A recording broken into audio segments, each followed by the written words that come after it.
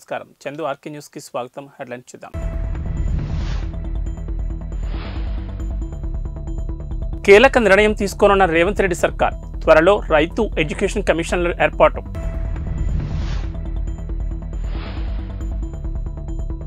రాహుల్ గాంధీని 4 లక్షల ఓట్లతో గెలిపించుకుంటాం.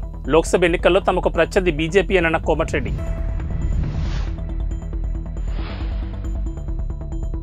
బండి సంజయ్, ధర్మపురి అరవింద్ పై మంత్రి పొన్నం ప్రభాకర్ ఫైర్.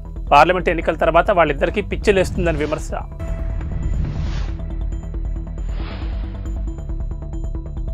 రైతు ఎడ్యుకేషన్ కమిషన్లు ఏర్పాటు చేయాలని భావిస్తున్నామని, త్వరలోనే వీటిని ప్రకటించబోతున్నామని ముఖ్యమంత్రి రేవంత్ రెడ్డి అన్నారు. నాడు పౌర సమాజం ప్రతినిధులతో ముఖ్యమంత్రి సమావేశమయ్యారు. ఈ సందర్భంగా మన విద్యా విధానం ఎలా ఉండాలో ఎడ్యుకేషన్ కమిషన్ నిర్ణయిస్తుందని తెలిపారు. తమ ప్రభుత్వం ఏర్పడిన వెంటనే ధర్నా చౌక్ను తెరిచామని అన్నారు. ప్రజాభవన్ ప్రజలకు అందుబాటులోకి తెచ్చామని చెప్పారు. ప్రజాపాలన ద్వారా సంక్షేమ పథకాల దరఖాస్తులు స్వీకరించామన్నారు. 25 ఎకరాల్లో ఎస్సీ, ఎస్టీ, బీసీ, మైనార్టీ గురుకులాలను ఒకే ఇంటిగ్రేటెడ్ క్యాంపస్లో ఏర్పాటు చేయనున్నామన్నారు. పైలట్ ప్రాజెక్టుగా కొడంగల్లో ఏర్పాటు చేయనున్నామని తెలిపారు. కుల మత వివక్షను పూర్తిగా తొలగించాలన్నదే వీటి ఉద్దేశమని చెప్పారు. పంటల బీమా పథకాన్ని పకడ్బందీగా అమలు చేయబోతున్నామని అన్నారు. పంట మార్పిడి పథకాలకు ఎక్కువ ప్రాధాన్యత ఇవ్వాలని నిర్ణయించామన్నారు.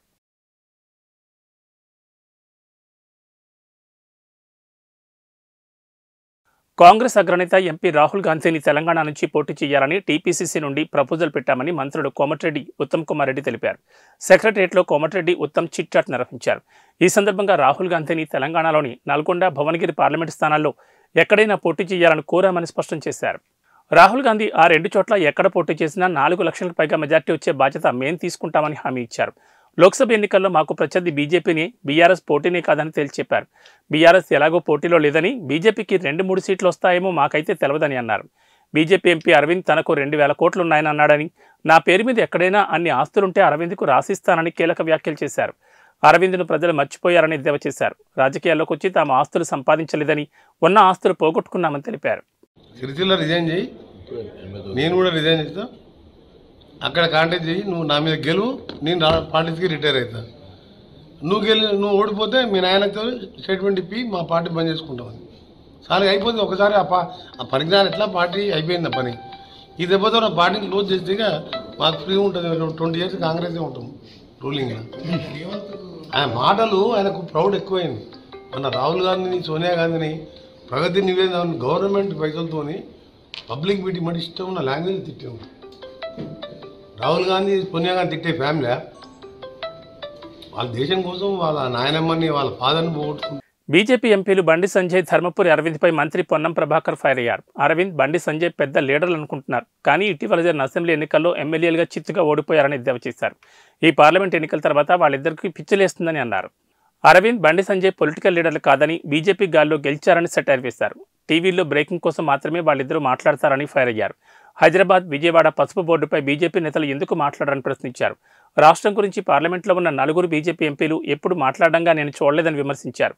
బండి సంజయ్ మా అమ్మను అవమానించారని మండిపడ్డారు. తెలంగాణ 119 శాసనసభ నియోజకవర్గాల నుంచి 100 బస్సుల నుంచి దావతుల నుంచి ప్రాజెక్ట్ సందర్శన చేసినాడు. ఆసియా ఖండంలో, ప్రపంచంలో ఇంత పెద్ద సిమెంట్ నిర్మాణం, ఒకరోజు ఇటువంటి స్లాబ్ వాడకం జరగలేదన్నాడు. ఆ ప్రాజెక్టు నిర్మాణానికి సంబంధించిన ప్రోగ్రెస్ను మీడియా సందర్శన international honourable ex parliament member Kavitha గారి నాయకత్వం లోపల ఫ్లైట్లో తీసుకొచ్చి ప్రత్యేక బస్సులు పెట్టి తెలంగాణ జర్నలిస్టులకు స్థానం లేకుండా తీసుకొని ప్రదర్శింపజేసినాడు. ప్రాజెక్టు మానస పుత్రిక అయింది. ఇలా కాంగ్రెస్ వాళ్ళు పోతే బొందలగడ్డ అయింది. మరి ఇలా ఏ బొందలగడ్డ చూడవేంది వీళ్ళంతా? ఏం పీకడానికి పోయినారు? ఆయన అడిగినా మమ్మల్ని అడిగారు పీకడానికి పోయినరా అని. మేమేం పీకడానికి పోయినా, మీరేం పీకడానికి పోతున్నారు? నేను నేర్చుకున్నది కాదే భాష.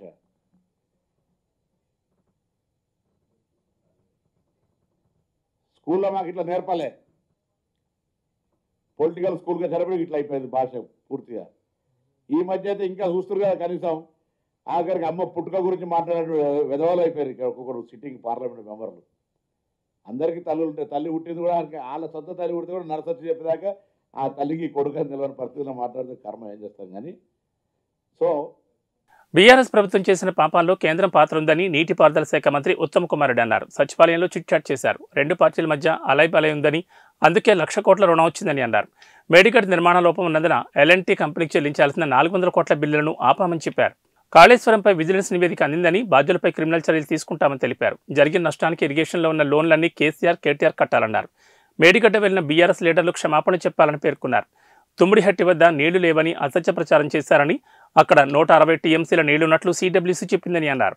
వాళ్ళు చెప్తున్న 5 ఏళ్లలో అంటే every year they are suppose to lift totally 180 TMC. 5 ఏళ్లలో మొత్తం లిఫ్ట్ చేసింది 163 టీఎంసీ. 163 టీఎంసీలో తిరిగి సముద్రంలో వదిలిపెట్టింది 51 టీఎంసీ.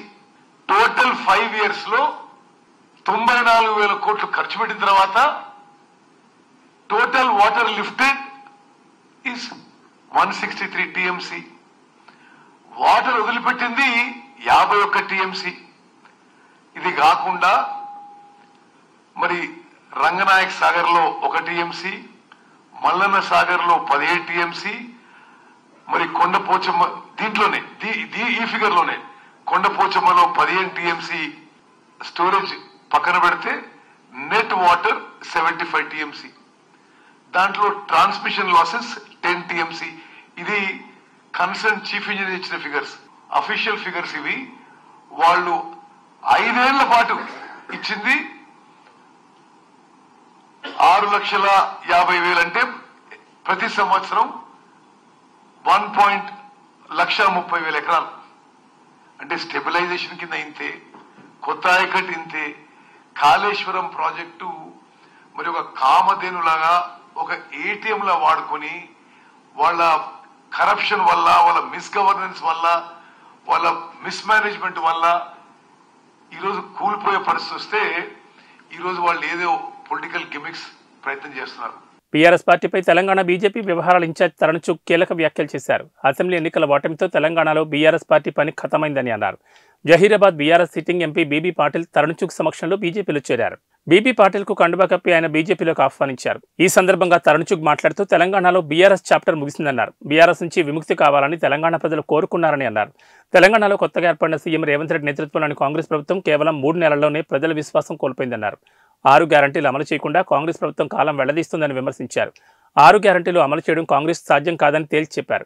పార్లమెంట్ ఎన్నికల్లో తెలంగాణలో బీజేపీ మెజార్టీ సీట్లు సాధిస్తుందని ధీమా వ్యక్తం చేశారు. త్వరలోనే బీజేపీలోకి మరిన్ని చేరికలు ఉంటాయని ఆయన స్పష్టం చేశారు. जो पिछले दिनों का घटनाक्रम है, हर दिन बीआरएस खत्म हुई है और भारतीय जनता पार्टी उभर कर आई है. और जितने दयानतदार, ईमानदार, काम करने वाले नेता हैं, उन्हें जिन्हें तेलंगाना से प्यार है, जो तेलंगाना को बंगारू तेलंगाना बनाने वाले हैं, वो सब लोग भाजपा में हैं. और आज भी वहाँ की जो स्थिति है वो आप सबको जग जाहिर है कि जो सरकार है वो वहाँ पर ना तो लॉ एंड ऑर्डर मेंटेन कर पा रही है, ना ही विकास कर रही. केवल और केवल झूठ की सियासत और वादा खिलाफी की सियासत हो रही है. तेलंगाना की जनता समझ चुकी है कि रेवंत रेड्डी के रूप में जो उन्होंने चुनाव किया था वो बहुत बड़ी गलती थी. लोगों को आमतौर पर किसी स्टेट के अंदर एंटी इंकम्बेंसी आने में 2 साल, 2.5 साल, 3 साल लगते, लेकिन तेलंगाना के अंदर रेवंत रेड्डी की कांग्रेस नेतृत्व की सरकार 3 महीनों में ही जनता का विश्वास खो बैठी. ఉచిత పథకాలతో సీఎం రేవంత్ రెడ్డి ప్రజలను బిచ్చగాళ్లను చేస్తున్నారని ఆర్మూర్ ఎమ్మెల్యే పైడి రాకేష్ రెడ్డి అన్నారు. నాడు హనుమకొండలో జరిగిన బీజేపీ విజయ సంకల్ప యాత్రలో ముఖ్య అతిథిగా రాకేష్ రెడ్డి పాల్గొన్నారు. ఈ యాత్రలో బీజేపీ శ్రేణులు భారీగా పాల్గొన్నాయి. ఈ సందర్భంగా కాంగ్రెస్ అంటేనే అవినీతి, ఆ పార్టీకి పార్లమెంట్ ఎన్నికల్లో ఓటేస్తే దేశం మళ్లీ ముక్కలవుతుందని ఆరోపించారు. మాజీ మంత్రి KTR, CM Revanth Reddy management, payment quota రాజకీయాలు చేస్తున్నారని ఆరోపించారు. అవినీతికి కేర్ ఆఫ్ కాంగ్రెస్, అభివృద్ధికి నిలయం బీజేపీ అని చెప్పారు. కాళేశ్వరం ప్రాజెక్టు పేరుతో బీఆర్ఎస్, కాంగ్రెస్ నేతలు ప్రజల్లో గందరగోళం సృష్టిస్తున్నారని అన్నారు. ఈ ప్రాజెక్టులో జరిగిన అవినీతిపై చర్యలు తీసుకోవాలని రాష్ట్ర ప్రభుత్వాన్ని డిమాండ్ చేశారు. ఈ ప్రాజెక్టులో అవినీతికి పాల్పడిన అందరినీ అరెస్ట్ చేయాలని, సీబీఐ విచారణ చేయించాలని కోరారు. రేవంత్ ప్రభుత్వం తుమ్మితే ఓడిపోతుందని చెప్పారు. రేవంత్ తన స్థాయికి తగ్గట్లుగా మాట్లాడాలని సూచించారు. రేవంత్ రెడ్డి ప్రధాని నరేంద్ర మోడీపై యుద్ధం చేస్తానడం హాస్యాస్పదంగా ఉందన్నారు. అలా యుద్ధం చేస్తా అన్న ఏఐసీసీ అగ్రనేతలు సోనియా గాంధీ, రాహుల్ గాంధీలే ఇంట్లో కూర్చున్నారని పైడి రాకేష్ రెడ్డి అన్నారు. పత్రికా విలేకరు కూడా చూడండి, తెలంగాణ ప్రధానికం చూడాలి. కాళేశ్వరం అది ఏశ్వరం లేదు, శనీశ్వరం తెలంగాణ పాలిట. అది ముందే ప్రపంచమంతా ఒప్పుకొని ఒక ఓనామాలు తెలియని ఒక ఏమంటారు అతని మాజీ ముఖ్యమంత్రి నారాయణ కూడా ఇబ్బంది ఉన్నది. తెలంగాణ ప్రజలని భవిష్యత్ తరాలను తాకట్టు పెట్టి సుమారు 1,00,000 కోట్ల అప్పు తీసుకొచ్చి ఈరోజు ఎటు కాకుండా చేసిండు.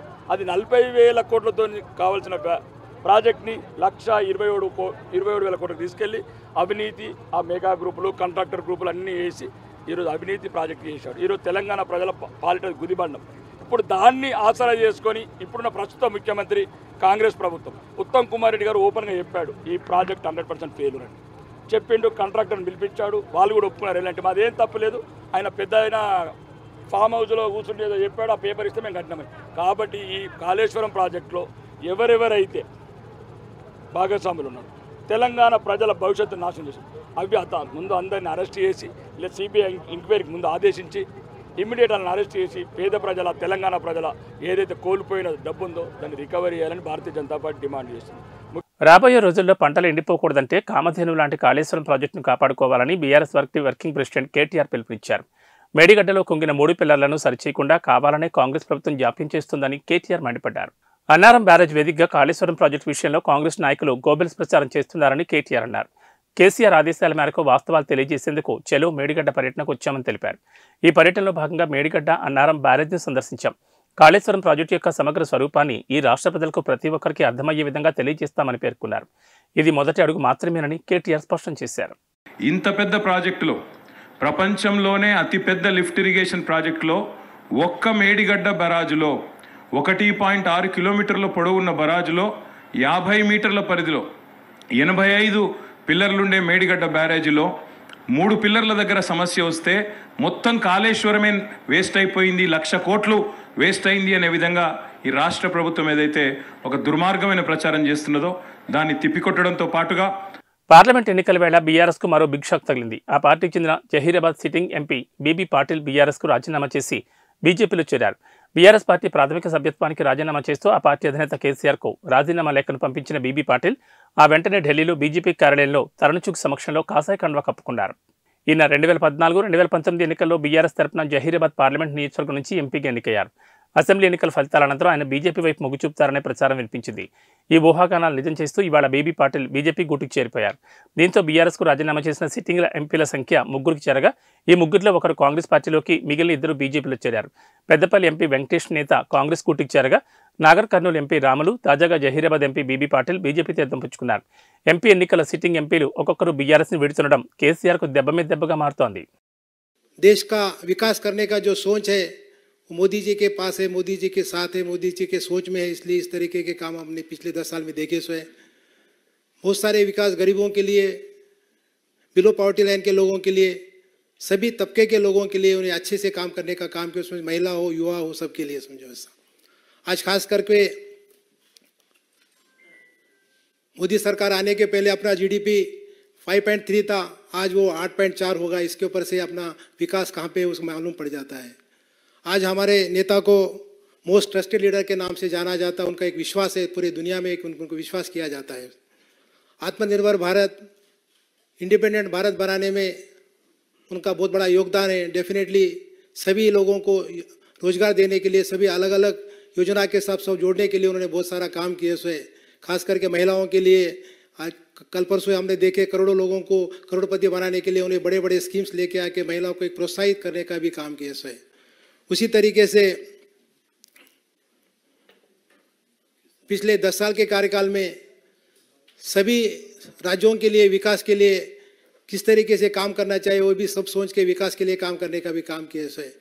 और 10 साल के कार्यकाल में बहुत सारे इम्पोर्टेंट बिल्स लेके आके जो कई दिनों से पेंडिंग थे उसमें वैसे काम भी किए, जिसमें राम मंदिर का उद्घाटन का कार्यक्रम हो, अनुच्छेद 370 का हो, 3 तलाक हो, सर्जिकल स्ट्राइक हो, मुफ्त कोविड टीकाकरण हो, स्वच्छ भारत अभियान हो, मेक इन इंडिया हो, ऐसे अलग अलग प्रोग्राम लेके एक अच्छा भारत बनाने का जो काम किया, इसलिए मैं खास करके सभी हमारे केंद्र के मंत्रियों को, मोदी जी को धन्यवाद देना चाहता हूँ।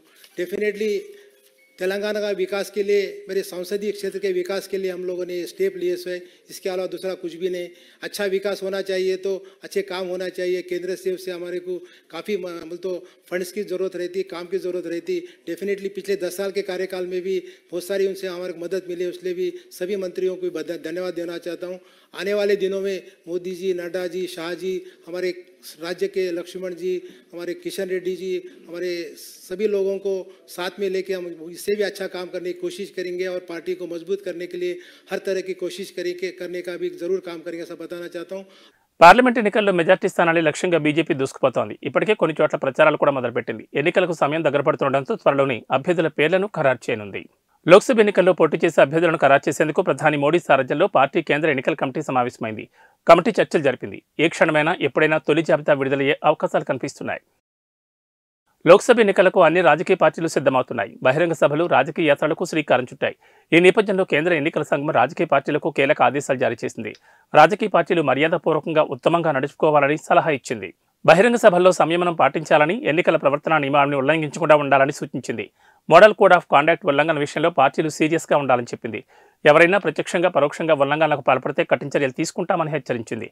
లోక్సభ ఎన్నికలకు మరికొన్ని రోజులు మాత్రమే గడువుంది. ఏప్రిల్, మేలో ఎన్నికలు జరగబోతున్నాయి. మార్చి మధ్యలో ఈసీ ఎన్నికల షెడ్యూల్ విడుదల చేసే అవకాశం ఉన్నట్లు తెలుస్తోంది. ఇప్పటికే అన్ని రాజకీయ పార్టీలు ఎన్నికల మూడ్లోకి వచ్చేశాయి. మరోవైపు ఎన్నికల నిర్వహణపై ఈసీ అధికారులు పలు రాష్ట్రాల్లో పర్యటిస్తున్నారు. ఈసీ ఎన్నికల నిర్వహణకు సంబంధించి అన్ని ఏర్పాట్లను చకచకా పూర్తి చేస్తోంది. ఇటీవల ఎన్నికల నిర్వహణ కోసం ఎంతమంది భద్రతా సిబ్బంది అవసరమవుతారనే విషయంపై కేంద్ర హోం మంత్రిత్వ శాఖకు నివేదిక అందించింది. ఏబీ బులెటిన్ విశేషాలు. నమస్కారం.